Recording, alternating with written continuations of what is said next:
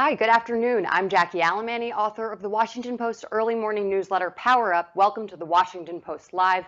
I'm thrilled to introduce our guest today, Senator from North Dakota, Kevin Cramer. Welcome so much, Senator. Thanks for making the time for me. I know you just scrambled to get here from a vote off the Senate floor, so thanks for the hustle.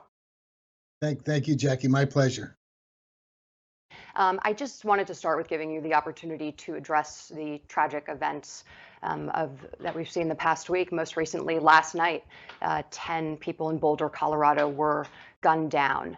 Do you have any comments on this tragic situation? Well, certainly, first of all, it is tragic, and it's tragic as it is as a nation to just see it play out on the news. It's very tragic for the individuals that are involved, and most especially family members, loved ones of those that lost their lives. And all I can do is say your heart breaks for them. I sympathize with them. I'm a father who's lost a son, not in a shooting, but I know that pain and how deep that valley is, and it seems senseless, obviously, and is. All I can say is that their hearts go out to them, and hopefully we, as we learn more, we can bring some sort of peace that comes from at least knowing that at the end of it all, there's life beyond life on this earth. But having again been through it, I know that it's a deep valley that a lot of people are walking through today. I'm so sorry to hear about your son. Um, on the policy side of this, there's obviously a hot button hearing today that, I don't want to use the word coincidentally because these scenarios happen so often. We see mass shootings happen all the time now. That I it's not coincidental, this timing of the hearing, but there is one called Constitutional Common Sense Steps to Reduce Gun Violence. Mhm. I'm wondering, have you been paying attention to this hearing? And is there any legislation that you support, generally speaking, as it relates to trying to prevent acts of gun violence that we've been seeing across the country for years now? Sure. So great point, Jackie. You're right. I mean, at the end of the day, we're policymakers. The Constitution that we swear to uphold is for the entire country, not just states or an individual state or community. That becomes part of the challenge. So constitutional solutions are the ones we have to seek. Because we don't want to trample the Constitution, but is there some common sense? I actually, one of the things that frustrates me more than anything when I see an event like this, and realizing, in fairness, I want to acknowledge that at least I don't know the motive yet. I don't know a lot. We don't know a lot of the facts surrounding this case. Interestingly, there is actually a suspect that seems to be quite clear that he is the person who initiated and did the shooting. That may help when you have a suspect that's alive. But all of that said, I don't want to judge this one event, but in the whole, the issue of recurring or far too often seeing these mass shootings raises the policy questions. One of the things that frustrates me is that in 2018, in the midst of several high-profile mass shootings, Congress did actually pass a bill, and that bill was, again, constitutional. It was aimed at making the NICS more effective, because one of the frustrations a lot of us have is that we're not adequately enforcing existing laws within our Constitution.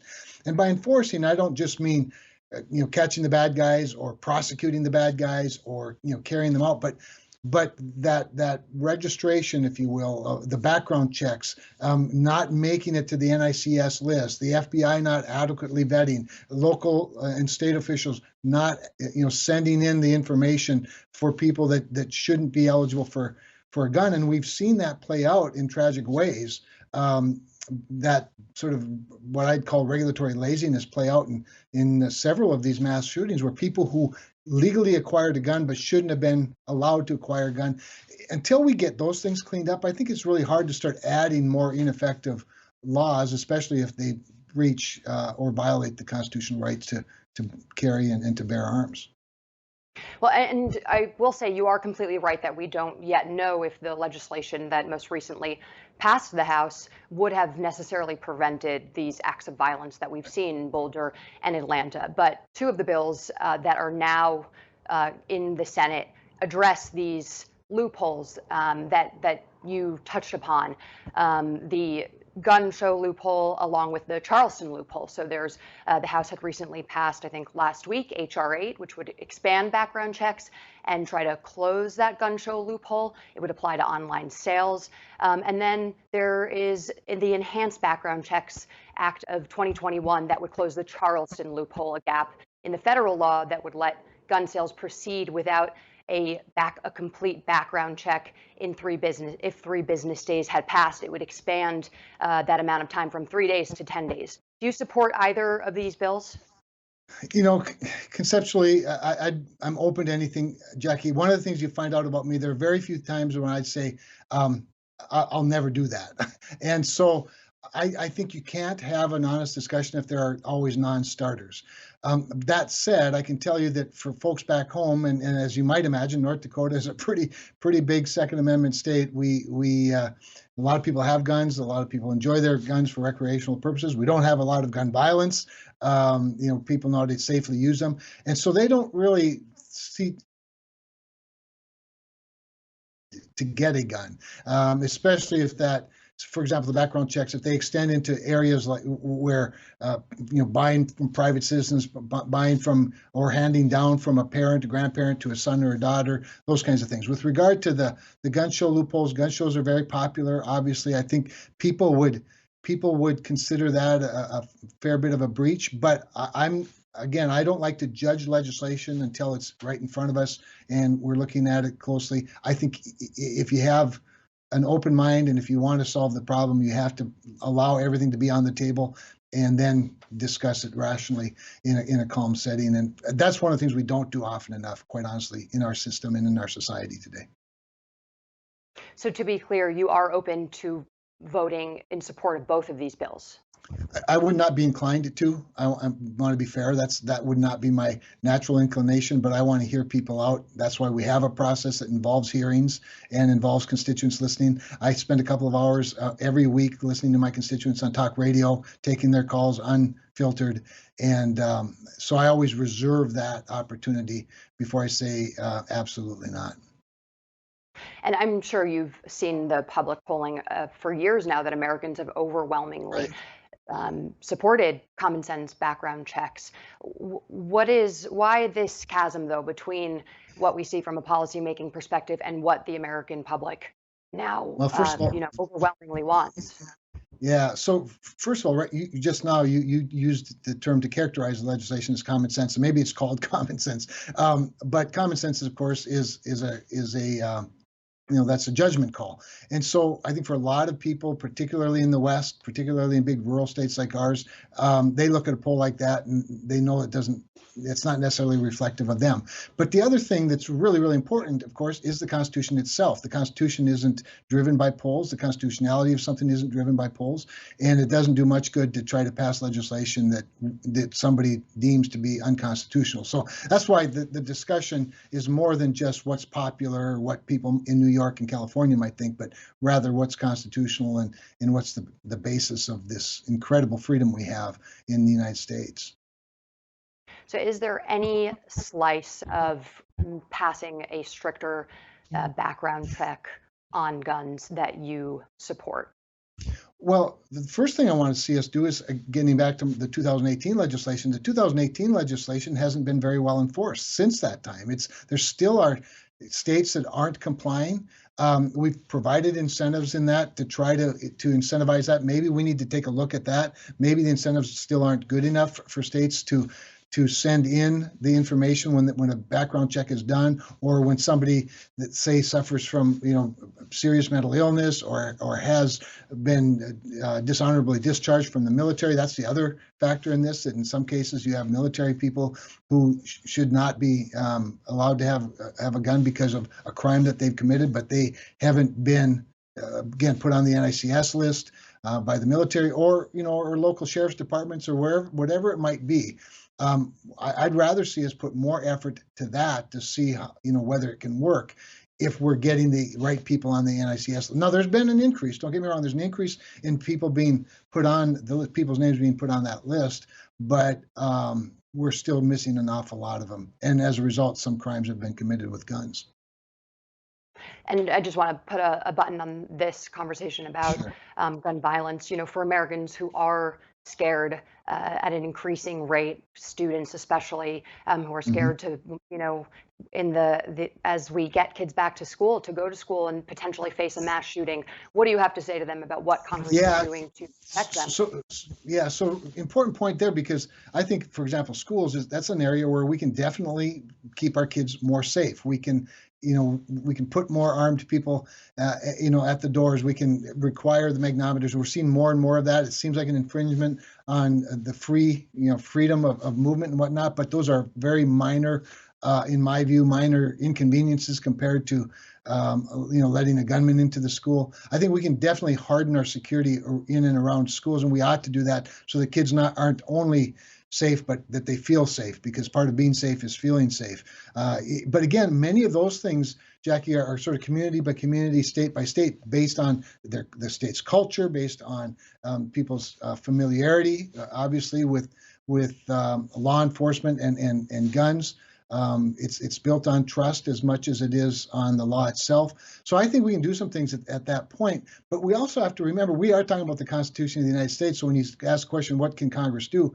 The Constitution not only guarantees the right to bear arms throughout the country, but it also gives a great deal of latitude in certain areas, and not just latitude, but responsibility and expectation that states can deal better with their problems than, say, the federal government can. And federalism is a pretty important principle to me. And the filibuster has obviously been a hot topic of conversation in recent weeks. And there are a handful of Democrats who are sort of playing this wait and see game to decide whether or not they want to completely scrap the procedural maneuver, depending on whether or not Republicans seem open to working with them on legislation that has been passed by the House. Currently, there are 9 bills that have been passed by the House and now are going to be waiting in the Senate, which people have sort of started referring to as the legislative graveyard.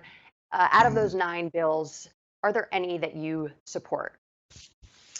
Well, you'd have to start going through the 9 bills, I suppose, for me to know that. Yeah, But well, here's like, the take the Farm Dreamer. Workers That might be one. Authorization Act, the American Dream and Promise Act, the Equal Rights Amendment, Deadline Removal, Violence Against Women Act, Bipartisan Background Checks Act, Enhanced Background Checks Act, For the People Act, George Floyd Justice and Policing Act, and the Equality Act. Okay, so there are a few of them that are like, take the Equality Act, HR 1. I mean, there are some that are just really, really awful. I never like to say non-starter, because non-starter means you never start a conversation. And we have the opportunity to amend bills in the Senate, and that's what we ought to be doing. We can take them up and then debate them, amend them to be more reflective of what the Senate's here for, and that is to be the cooling off place, the more deliberative body, because the House has had almost no deliberation on any of this stuff. But I think one of the challenges with regard to the filibuster, first of all, you said up front that Democrats are taking this wait and see attitude, to wait and see if we'll work with them. Well, the first thing we have to do to work with them is they have to introduce the legislation and have hearings. And so far, it's been all executive orders and of course, the use of the budget reconciliation process, where there wasn't even an invitation. There's never been a public hearing on, not in the House or the Senate. So yeah, it worries you a little bit when there's this conditional wait and see. Either the filibuster is a principle worth maintaining, or it's not. If you're going to wait and see and use it as a gun to the head of the minority, then you've basically already, in my view, determined that you're willing to use the filibuster if, regardless. They're just waiting for the right moment to use it. I do think there are some that have taken a more principled approach. I think certainly Senator Sinema, Senator Manchin have pretty well put their foot down on it. Jackie, I think what they will find is, in a 50-50 Senate, especially a body that's as good at working across the aisle as we are, and granted, when we do, it's not that sexy, it's not as interesting to the Washington Post or anybody else when we do work across the aisle, but I do think the country would like to see it, and I'd like to see it more on plain view for the public. So I do think some of these things, to take the Dreamer Act, we've got to do something about immigration in this country. And I know that it's a big challenge, and I know that every time there's something that a lot of people want, there's a lot of people that hate it, and they're willing to negotiate if you'll take what they want, but then the other people don't want any of that. But that's the art of the possible. That's politics. That's why the founders made it difficult. That's why we have two chambers and three co-equal branches, is because big things are supposed to be difficult to do, and it's supposed to take a lot of deliberation. I think we're looking forward to the opportunity to do some of that on some of these bills. And I think about something like infrastructure, which they're already talking about, and they're talking about big numbers, they being the Democrats. Well, let's have hearings. We've started. We had one hearing in EPW already on highway infrastructure. I think the opportunity to continue that is rich. When we were in the majority last session, we passed a highway bill, the largest highway bill in the history of the country, out unanimously out of the committee. So there's clearly an appetite to do those sorts of things, and we ought to get about it real quickly. That was actually going to be my next question on infrastructure. The administration teased what their plan is looking like yesterday. That would include close to $1 trillion of spending on construction of roads, bridges, rails, ports. Is that something that you think that Democrats should skip the budget reconciliation process and actually try to work with Republicans on? I can't think of a topic where they've considered budget reconciliation where it makes more sense to go the bipartisan route, because, as I said, we've already had a fair bit of success. I don't know that there's anything in this town that unites us more than perhaps opposition to China. So yes, I think they ought to. I think Tom Carper, who's the chairman of the Environment and Public Works Committee, a friend of mine, one of the most decent and reasonable, I think, members or chairman I've ever worked with. Although I say that about all my chairmen, but he's really good. And again, a demonstrated willingness to already work across the aisle. I think you're going to find a lot of cooperation. Now, when you start talking about numbers like $1 trillion, it becomes obviously more difficult because there's only $250 billion available in the Highway Trust Fund. So we have to start talking about the revenue side of things when you start talking about trillions, and that's an area that gets difficult. But once again, I think there's enough bipartisan support and enough just momentum for infrastructure, especially at a time when rebuilding the economy is so important, that I think you'll find some willing partners, and I'd certainly be one of them, to look at the revenue side of things and how we might pay for $1 trillion. And the administration has also talked about wrapping in hundreds of billions of dollars to revitalize the nation's power sector. You have been a major proponent of nuclear energy, clean energy, and manufacturing. I'm wondering if you think that this can be wrapped into the bill in a way that you could support it. Well, in a way that I can support it, I don't think there's any question, because the nice thing about a large infrastructure package is that a lot of it doesn't have to cost the federal taxpayer anything. You're talking about, in terms of clean power, whether it's transmission lines to get electricity more into the marketplace, or transmission pipelines that get oil and gas to the marketplace, or and for that matter, there's even some cases in transportation where you can get the private sector to make a lot of it, if not all of the investment. Rail is another good example. There is a case, an economic case, for that type of private investment. The downside is, or the challenge for a lot of that, is that the regulations make it impossible. Pipelines are probably the best example. Transmission lines, however, are a pretty good example. You talk about, we want clean energy, we want more nuclear, we want more wind and renewables, but we don't want transmission lines in our own backyard. And I think a lot of it, if you combine some regulatory certainty and simplicity, not compromising integrity whatsoever, I think you can get a lot done. You can get lots of hundreds of billions of dollars of private sector investment in infrastructure, not so much by subsidizing as by making the regulatory regime much easier. Another area would be broadband, and I think that is an area where federal government can put up some more money as well, because I think it has such a strong economic advantage. And it helps, level the playing field for a lot of disadvantaged areas in a type of infrastructure that's really important to our global competitiveness as a country. And Senator Cramer, you are one of the rare Republicans who have actually supported the U.S. getting back into the Paris Climate Accord. How are you going to support those conversations? Yeah, so thanks for that. I was rare even before I was rare. I mean, I was really rare when Donald Trump became president. I was, of course, a strong supporter of his. I come from a fossil fuel state, but I actually advocated for staying in Paris. I do think the rules could be modified a bit. I think certainly the United States, the emission standards given to the United States versus places like China was inappropriate. But we also have to remember that those standards, those benchmarks, those goals were just that. They're goals. They're voluntary. They were aspirational. And I just think that America's leadership at that table is really important, unless we want to just get run over by the rest of the world, and we don't do that very well.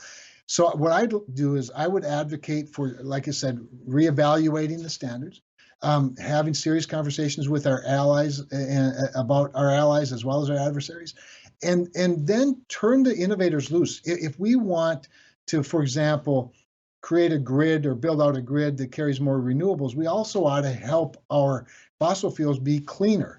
And if we want to have more, if there's going to be more demand, for example, for liquid fuels around the world, and that clearly there is, then we need to find a way to make sure more of it's produced in the United States, where the environmental footprint is much cleaner than if it's done, say, in Russia or Venezuela or Africa, even Saudi Arabia. So we have a lot to offer in terms of solutions.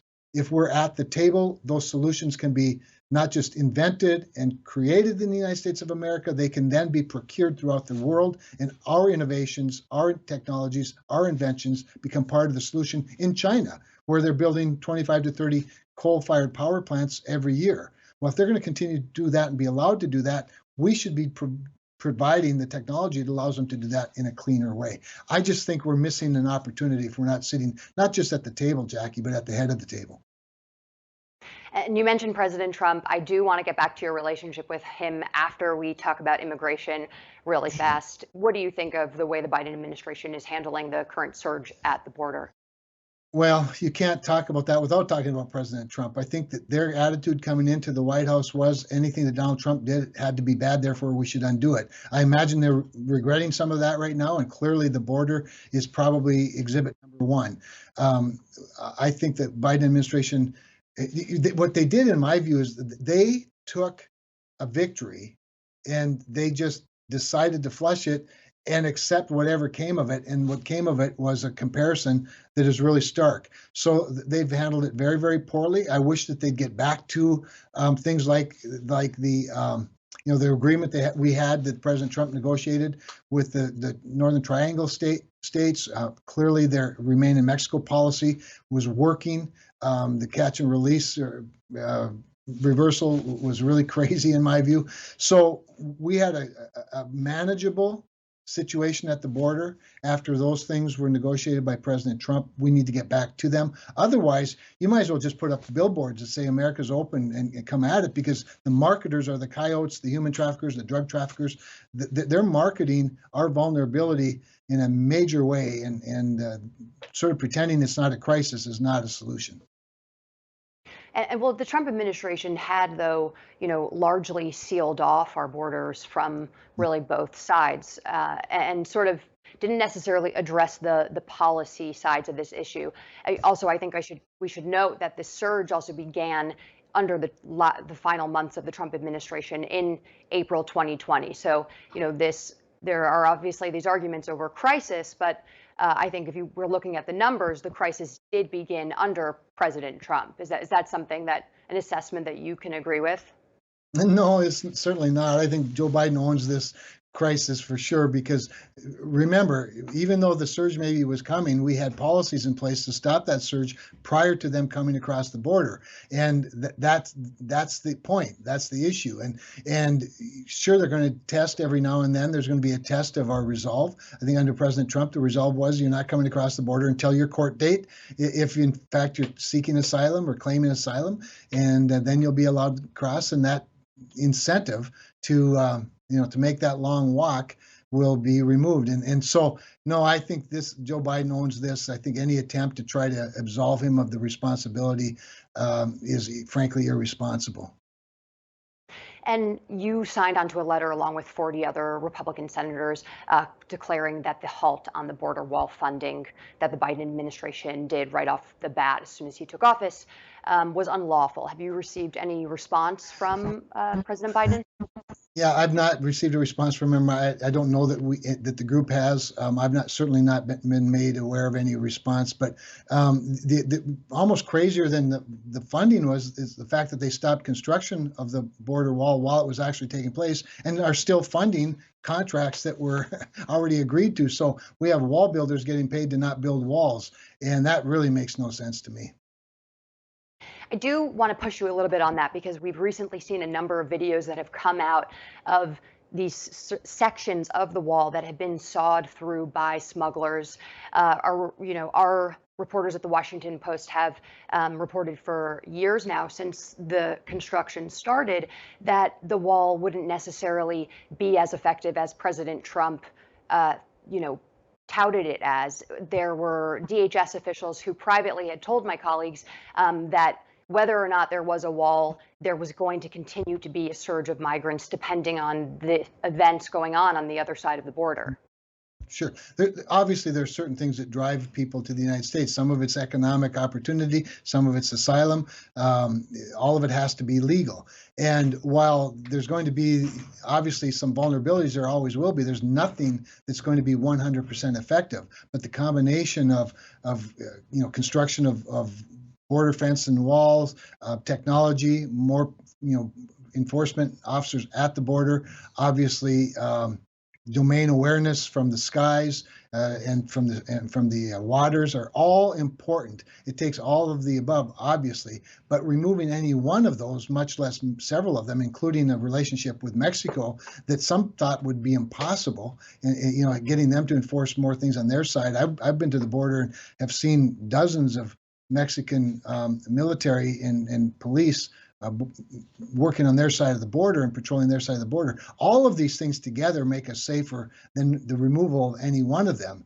And as you remove one, of course, that just stretches out the resources to, in a more dangerous way, in my view. So, no, I don't think anybody proclaims that any one thing is going to solve the problem, but all of them together at least make us safer. And from a policy perspective, what do you want the Biden administration to do that they're not already doing? We had mentioned the Workforce Modernization Act, which would create a pathway to citizenship for farm workers, non-citizen farm workers, and then the Dream and Promise Act. Are either of those bills, would you support those? I think both of those bills have some potential in the right form. Now, remembering that taking one part of immigration, I used to be a believer in let's take it in bites, do the things that we can do together. That's when I was a naive House member 8 years ago, and I find out, gee whiz, things don't work as easily as I had hoped they would.